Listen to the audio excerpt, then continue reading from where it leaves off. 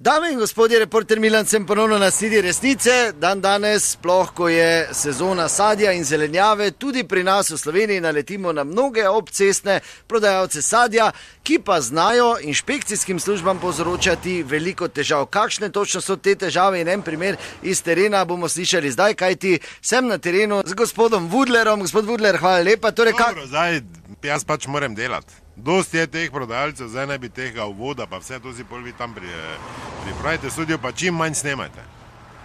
Praktično nič ne snemamo. Ker to po ustavi zdaj mi ne smemo predvajati, ne? Mislim, sploh če v postopku. Ne? Ampak kje so glavne težave?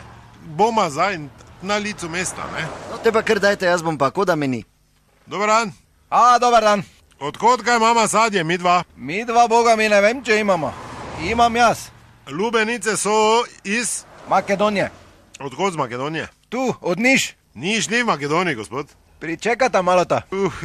Mi boste bolj certifikat pokazali. Češnje? Domače Vipava. Imam ja to certifikate? Ako nemamo, napišemo. Kako napišemo? Mislim, sve tipi topi. Jagode? Neretva. Srce Neretve. Koliko vem, so jagode na tem območju konca aprila fertik.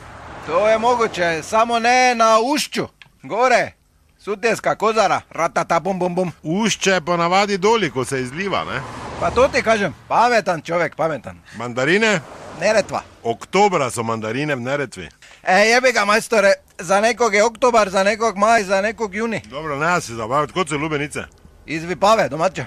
To si za češnje rekao. Šta da te učim zemljopis ili da ćeš kupiti nešto? Dobro, dragi dame in gospodje, ko slišite, so težave, da naslednjič ne pozabite, resnica ni plenica, pa vendar marsikomu smrdi.